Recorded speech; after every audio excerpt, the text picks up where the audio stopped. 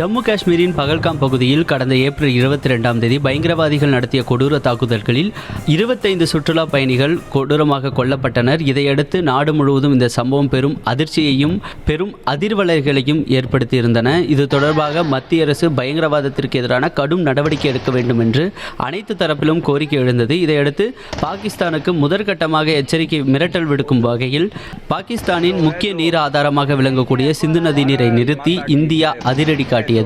இதையடுத்து இந்தியா தரப்பில் மத்திய அரசு அனைத்து கட்சி கூட்டத்திற்கு ஏற்பாடு செய்து அனைத்து கட்சி தலைவர்களுடன் ஆலோசனை நடத்தியது.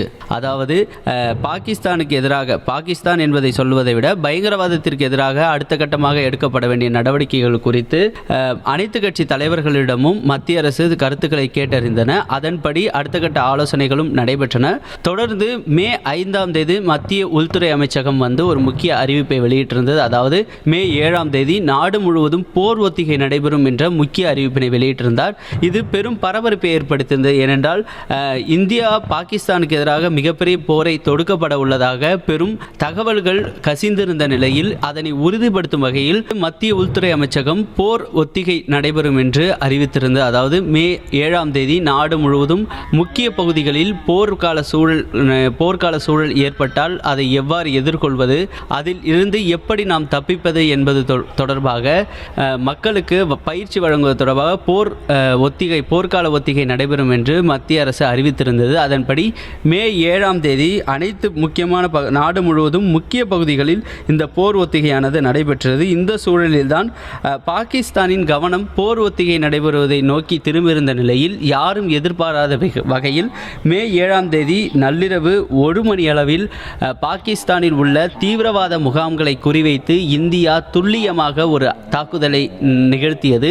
இந்த தாக்குதலில் பாகிஸ்தானின் பயங்கரவாத அமைப்புகளான லஷ்கர்-இ தொய்பா, ஜெய்ஷ் இ முகமது உள்ளிட்ட பயங்கரவாத அமைப்புகளின் இராணுவ முகாம்கள் அதிரடியாக அழிக்கப்பட்டன.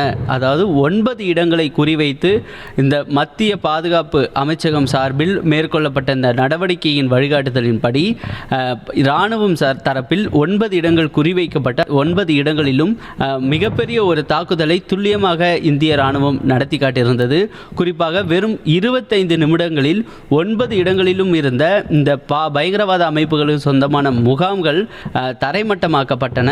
இது தொடர்பாக மத்திய அரசு இந்த தாக்குதலில் சுமார் 100 பயங்கரவாதிகள் கொல்லப்பட்டிருக்கலாம் என்றும் தகவல் வெளியாகி இருந்தது. இதனை பாகிஸ்தான் ஊடகங்கள் தரப்பும் உறுதிப்படுத்தும் வகையில் சில செய்திகளை வெளியிட்டிருந்தன.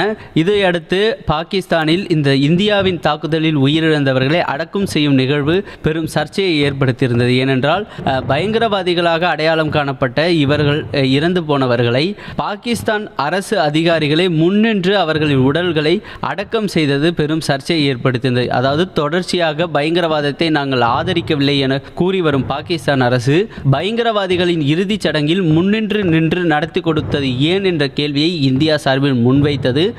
இந்நிலையில் ஆபரேஷன் சிந்தூருக்கு பிறகு இந்தியா பாகிஸ்தான் பிரதேசங்களில் எந்த தாக்குதல்களையும் முன்னெடுக்காத சூழலில் இந்தியா பாகிஸ்தானுக்கு எல்லைக்கு அருகே உள்ள பகுதிகளில் தாக்குதலை தொடங்கியது.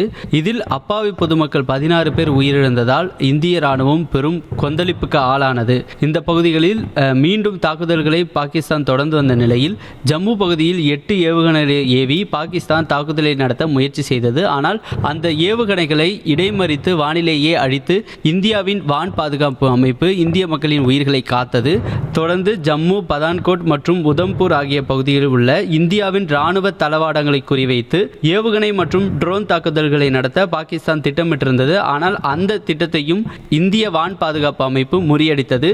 இதையடுத்து பாகிஸ்தானுக்கு தக்க பதிலடி தரும் வகையில் இஸ்லாமாபாத், லாகூர் உள்ளிட்ட முக்கிய நகரங்களை குறிவைத்து இந்திய இராணுவம் தாக்குதல் நடத்தியது. குறிப்பாக இந்தியாவின் தாக்குதலில் பாகிஸ்தானை சேர்ந்த ஒரு பொதுமக்கள் கூட உயிரிழக்கக்கூடாது என்பதில் உறுதியாக இருந்ததால் அந்த தாக்குதல்கள் அனைத்தும் துல்லியமாக அரங்கேற்றப்பட்டன. தொடர்ந்து இந்த தாக்குதல்களுக்கும் பாகிஸ்தான் இராணுவம் பதிலடி தருவதற்காக இந்தியாவில் உள்ள ஜம்மு, பதான்கோட், ஸ்ரீநகர் உள்ளிட்ட முக்கிய நகரங்களை குறிவைத்து பாகிஸ்தான் தொடர்ந்து தொடர்ந்து ட்ரோன்களை ஏவியிருந்த நிலையில் அவற்றை அனைத்தையும் வான் பாதுகாப்பு அமைப்பு வெற்றிகரமாக முறியடித்து மக்களை காப்பாற்றியது. இதன் காரணமாக பாதுகாப்பு நடவடிக்கையாக இந்தியாவில் உள்ள ஜம்மு, பதான்கோட், ஸ்ரீநகர் உள்ளிட்ட 24 முக்கிய விமான நிலையங்களை இந்தியா மூடுவதாக அறிவித்திருந்தது. அதே போல பாகிஸ்தானுக்கு உதவுவதற்காக துருக்கி தனது சரக்கு விமானத்தையும் அனுப்பி இந்த போர் நடவடிக்கையில் பாகிஸ்தானுக்கு துணை நின்றது.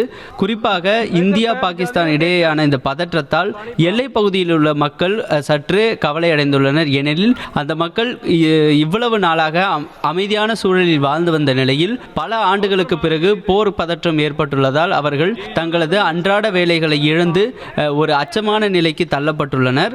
இந்தியாவின் தாக்குதல்களை ஒரு புறம் எதிர்கொண்டு வரும் பாகிஸ்தான் அரசு உள்நாட்டிலேயும் பெரும் எதிர்ப்புகளை சமாளிக்க முடியாமல் திணறி வருகிறது. ஏனென்றால் பாகிஸ்தானில் உள்ள மிகப்பெரிய மாகாணமான பலூசிஸ்தான் மாகாணத்தை தனி நாடாக அறிவிக்க கோரி பலூச் என்ற அமைப்பினர் தொடர்ச்சியாக போராட்டங்களை முன்னெடுத்து வரும் சூழலில் இந்தியா மற்றும் பாகிஸ்தானுக்கு இடையே ஏற்பட்டுள்ள போர் பதற்றத்தை தங்களுக்கு சாதகமாக பயன்படுத்தி கொள்ள பல்வேறு முயற்சிகளை மேற்கொண்டு வருகின்றனர். இதன் ஒரு பகுதியாக பாகிஸ்தான் இராணுவத்திற்கு எதிராக தொடர்ச்சியாக தாக்குதல்களையும் அந்த அமைப்பினர் முன்னெடுத்து வருகின்றனர். ஏனெனில் இந்த தாக்குதலில் பாகிஸ்தான் வீரர்கள் சிலரும் தங்கள் உயிரை இழந்துள்ள சூழலில் தொடர்ந்து பாகிஸ்தான் இராணுவத்தினரின் வாகனங்களை குறிவைத்து தாக்குதல்களை அரங்கேற்றி வருகின்றனர். இதில் பாகிஸ்தான் இராணுவ வாகனங்கள் தீக்கிரையாக செயல்களும் நமக்கு தெரிய வந்துள்ளது. இது தவிர இம்ரான்கானின் ஆதரவாளர்களும் அவர் சிறையில் இருக்கும் சூழலில் அவரை சிறையிலிருந்து மீட்டு வருவதற்கான ஏற்பாடுகளையும் செய்து வருவதாக கூறப்படுகிறது. இந்த சமயத்தை பயன்படுத்தி சிறையில் தாக்குதலை நடத்தி இம்ரான்கானை மீட்டு அவரிடம் அரசை ஒப்படைக்க வேண்டும் என்ற கோரிக்கையும் எழுந்திருக்கிறது. இதன் காரணமாக நேற்று அவர் இருக்கக்கூடிய சிறைக்கு அவரது ஆதரவாளர்கள் பேரணியாக சென்ற நிலையில் அங்கு ஒரு பதற்றமான சூழல் ஏற்பட்டது. இப்படி உள்நாட்டிலேயும் வெளியில் இருக்கக்கூடிய அண்டை நாடான இந்தியாவிலும் தொடர்ந்து நெருக்கடிகளை எதிர்கொண்டு வரும் பாகிஸ்தான் பொருளாதார ரீதியாகவும் பெரும் பின்னடைவை சந்தித்திருக்கிறது. ஏனெனில் ஏற்கனவே பொருளாதார நெருக்கடியில் சிக்கியிருக்கும் பாகிஸ்தான் தற்பொழுது தாக்குதல்களில் ஈடுபட்டு வரும் நிலையில் அதற்கான தேவையான நிதி இல்லாமல் திண்டாடி வருவதாகவும் கூறப்படுகிறது. இந்நிலையில் தான் பாகிஸ்தான் அமைப்பு உலக நாடுகளிடம் கடன் வாங்குவதற்கான ஏற்பாடுகளையும் செய்து வருவதாக கூறப்படுகிறது. இந்த சூழலில் தான் பாகிஸ்தானை அடுத்த கட்டமாக எவ்வாறு எதிர்ப்பது என்பது குறித்து பிரதமர் மோடி மத்திய பாதுகாப்புத்துறை அமைச்சர் ராஜ்நாத் சிங் மற்றும் முப்படைகளின் தளபதியுடன் ஆலோசனை மேற்கொண்டார். இந்த ஆலோசனை கூட்டத்தில் பாதுகாப்புத்துறை அமைச்சர் ராஜ்நாத் சிங் மற்றும் முப்படைகளின் தலைமை தளபதி மற்றும் முப்படைகளின் தளபதிகள் ஆகியோர் இடம்பெற்றிருந்தனர். இந்த ஆலோசனை கூட்டத்தில் மீண்டும் பிரதமர் மோடி ஒன்றைத்தான் அறிவுறுத்தியதாக தகவல் வெளியாகி இருக்கிறது. அதாவது இந்தியாவில் இருக்கக்கூடிய எந்த ஒரு மக்களும் போரினால் பாதிக்கப்படக்கூடாது, அதில் யாரும் உயிரிழக்கக்கூடாது, அந்த வகையில் நம் அமைப்புகளை உறுதிப்படுத்த வேண்டும் என்பதை வலியுறுத்தி கொண்ட அதே சூழலில் பாகிஸ்தானிலும் எந்த ஒரு அப்பாவி மக்களும் கொல்லப்படக்கூடாது என்பதில் உறுதியாக இருப்பதாகவும் அறிவுறுத்தப்பட்டதாக தகவல் வெளியாகி இருக்கிறது.